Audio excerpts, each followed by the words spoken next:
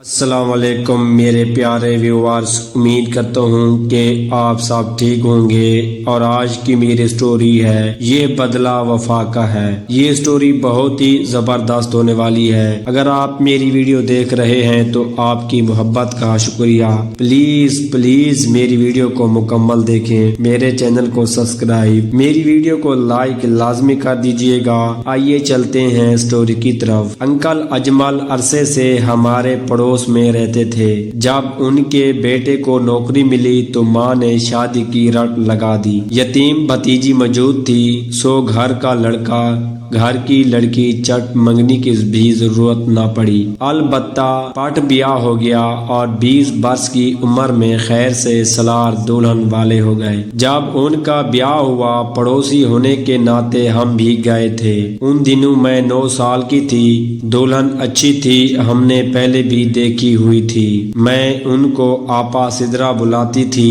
یہ چھوٹی تھی کہ والدین وفات پا گئے۔ سالار کے والد ان کو گھر لے آئے۔ یہ انہی انکل کے گھر پلی بڑی۔ جب 17 سال کی ہوئی تو سالار کے ساتھ بیاہ دیا۔ وقت گزرنے لگا، میں نے میٹرک کر لیا۔ تب تک 6 برس میں آپا سدرا 6 بچوں کی ماں بن گئی۔ 4 بچے تو نارمل ہو گئے مگر 2 بعد میں جڑواں، یوں گھر میں ان کے رونق کچھ ہی زیادہ ہو گئی۔ آپا بچوں میں کھو گئی۔ ان کی زندگی میں کوئی خاص حسن نہیں تھا اور اس کا ان کو شعور بھی نہ تھا۔ ادھر سالار بھی سپاٹ کی زندگی گزار رہے تھے۔ ان کے ذہن میں جیون ساتھی کا آئیڈل بننے بھی نہ پایا تھا کہ انہی کے گھر میں پرورش پانے والی ان کی کزن بیوی بن گئی۔ شروع کے 2 سال دونوں ایک دوسرے کے ساتھ خوش نظر آتے تھے۔ وقت گزرنے کے ساتھ سالار کی توجہ ماند پڑ گئی اور وہ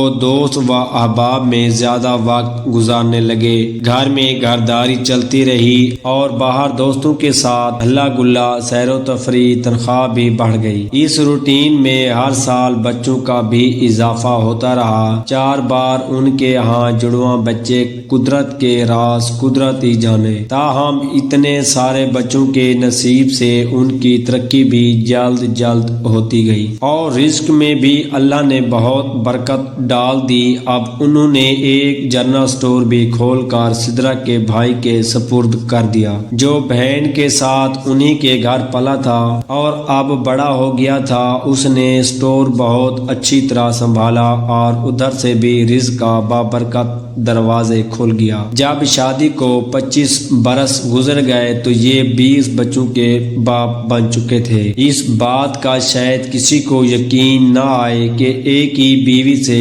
بچے، مگر کبھی کبھی انہونیاں بھی ہوتی ہیں۔ اب سالار صاحب 40 کے ہو رہے تھے۔ یہی عمر دراصل سوچ سمجھ کر زندگی بسر کرنے والی ہوتی ہے۔ اب زندگی کے اس سنگ میل پر ان کو احساس ہو چلا تھا کہ دراصل وہ ایک خالی خولی زندگی بسر کر رہے ہیں۔ بیوی جسمانی تقاضوں کی امین ضرور مگر روحانی مسرتوں کا سبب نہ بن سکی تھی۔ اور اب تو کبھی کبھی شدت سے یہ چاہ ہوتی کہ اے کاش کوئی ایسی لڑکی ہم سفر بن جائے جس کے ساتھ وقت بسر کر کے ان کو روحانی خوشی بھی حاصل ہو۔ اتفاق سے میرے شوہر اقبال کی سالار سے دوستی تھی۔ وہ دل کا حال اقبال سے کہا کرتے تھے۔ انہوں نے نوکری چھوڑ کر میرے میاں کے ساتھ شراکت کر لی تھی۔ اقبال پیئر پارٹ کا کاروبار کرتے تھے۔ انہوں نے سرمایہ لگایا، دونوں کے مقدر کے ستارے ایسے موافق نکلے کہ 4 گنا زیادہ منافع ہونے لگا اور دیکھتے دیکھتے خوشحالی نے اقبال اور سالار دونوں کے گھروں میں ڈیرے ڈال دیے۔ جن دنوں سالار کے گھر 20واں بچہ ہوا وہ مالی طور پر مستحکم ہو چکے تھے۔ گاڑی تھی، اچھا مکان تھا، کافی بینک بیلنس تھا۔ 20ویں بچے پر خاندان کے کچھ لوگوں نے آ کر سدرا سے کہا کہ اگر ہمیں بچے ایک عورت سے پیدا ہو جائیں تو نکاح ٹوٹ جاتا ہے اور دوبارہ نکاح کرانا پڑتا ہے۔ سدرا نے جب یہ بات شوہر کو بتائی تو سالار نے بات کو ہنسی میں ٹال دیا، مگر آپا سدرا کے دماغ میں اگر کوئی بات بیٹھ جاتی تو پھر مشکل سے ہی نکلتی تھی۔ وہ ہاتھ دھو کر اپنے شوہر کے پیچھے پڑ گئیں کہ دوبارہ نکاح کا بندوبست کرو ورنہ کہیں ہم گناہگار نہ ہو جائیں۔ جب بیوی نے کئی بار یہ بات دہرائی تو سالار بھی سوچ میں پڑ گئے۔ وہ اپنے شہر کے مولیوں کے پاس گئے اور ان سے پوچھا تو انہوں نے بھی یہی مشورہ دیا کہ بہتر ہے نکاح دوبارہ پڑھا لو، اس میں حرج کیا ہے۔ خیر سالار نے سوچا کہ دوبارہ نکاح میں کوئی حرج نہیں، چلو اس کا اہتمام کر ہی لیتا ہوں، کم از کم اس طرح میری بیوی تو مطمئن ہو جائے گی۔ اپنے فرمانبردار بیوی کو راضی رکھنا بھی تو نیکی کا کام ہے۔ سالار صاحب جب دوبارہ نکاح پڑھوانے کا اہتمام کر رہے تھے،